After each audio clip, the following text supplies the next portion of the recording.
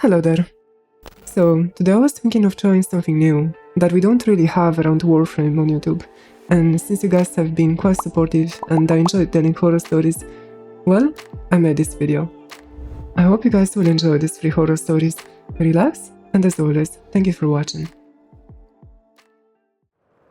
We picked a random spot in the Pacific Northwest, real off-grid.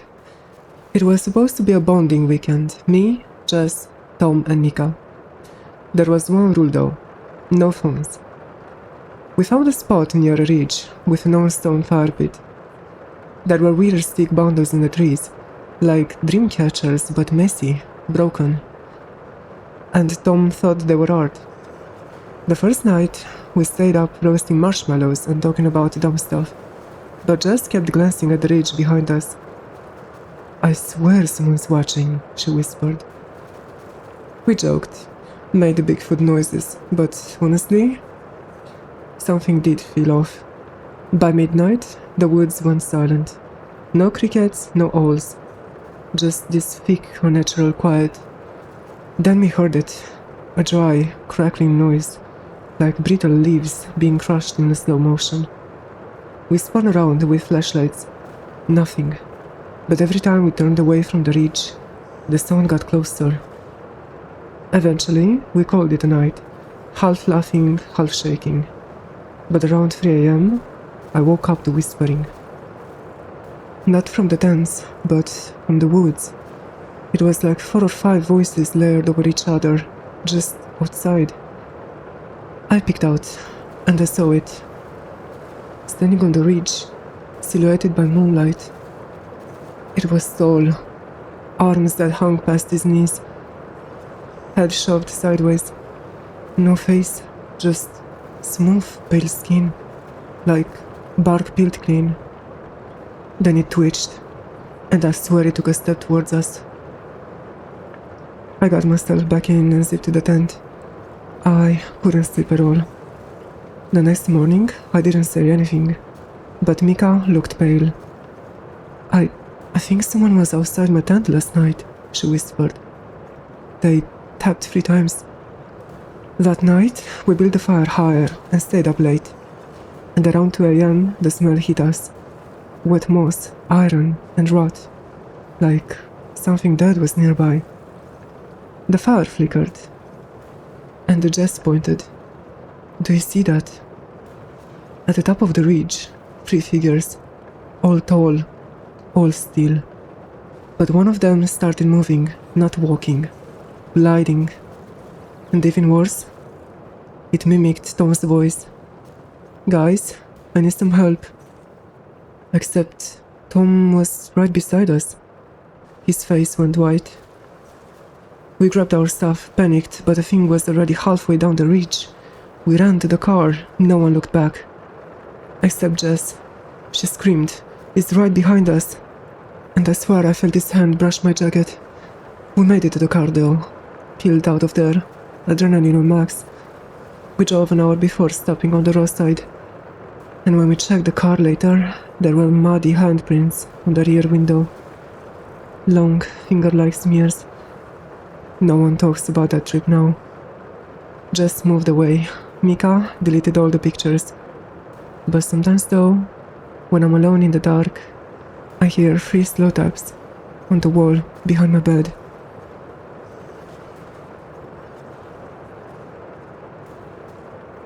Me and 3 friends, Liv, Sam and Ryan, kayaked to this remote island, deep in a Canadian lake.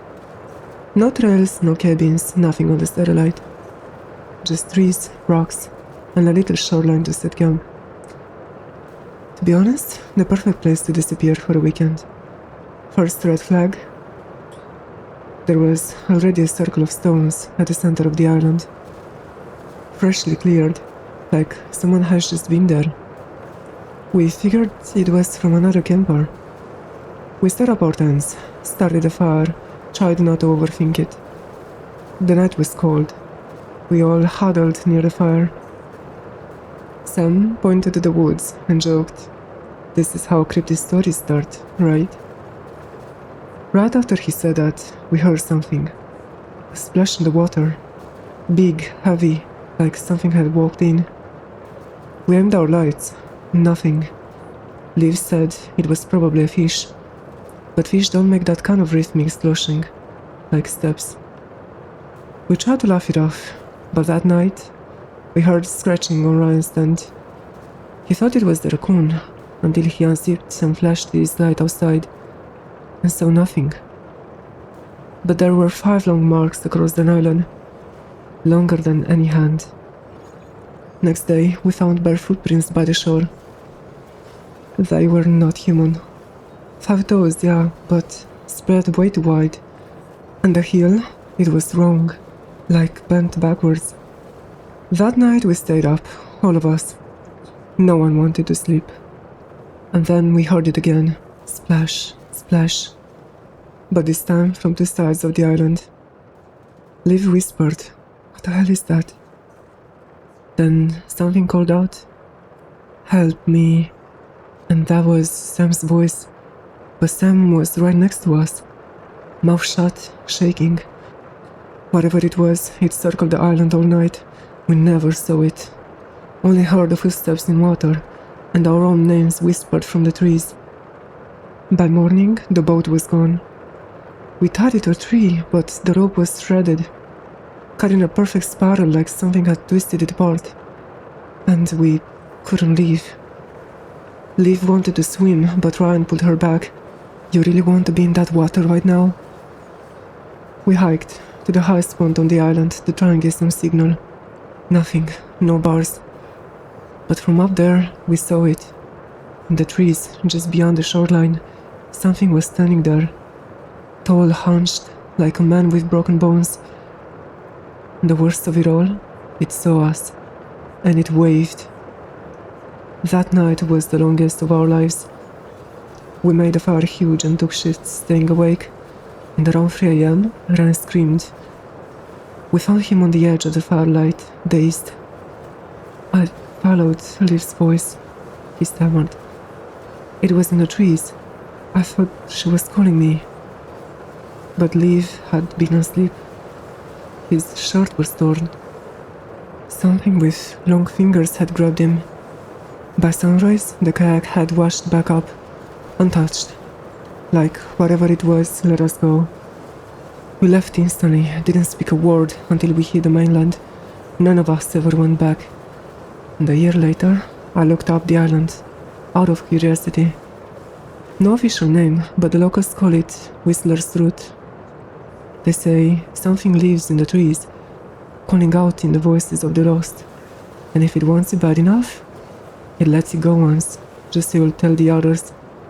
And now I guess I might be doing its work. There's a place in Tennessee called Bear Hollow. A fog-choked stretch of forest. Locals don't dare enter after dark. They say something lives in those woods. Something old. Something that whistles. And if you hear it too close, it has already seen you. When Sarah and her brother Daniel inherited their late uncle's cabin in Bear Hollow, they figured it would be a nice weekend retreat. Just trees, silence, and some space to think. The cabin hadn't been touched in years.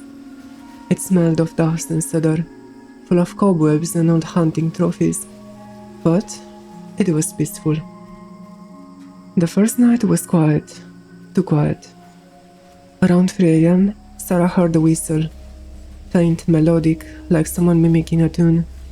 She woke Daniel. "It's probably just the wind," he muttered. But the whistling stopped the moment they opened the door, like it was listening. The next day, a local old man stopped by with firewood. When Sarah mentioned the whistle, he went pale. You hear it once, it means you're in the woods. You hear it twice, it means it has found you. Her time is too late. They laughed it off, but that night it came again. Closer. This time a different tune.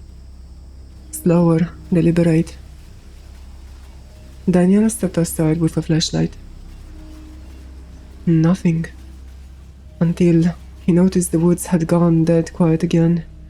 No wind, no bugs, and something was standing at the tree line. Tall, pale, limbs too long, head turned sideways. It vanished when the light touched it. They planned to leave the next morning, but the truck wouldn't start. Phones had no signal.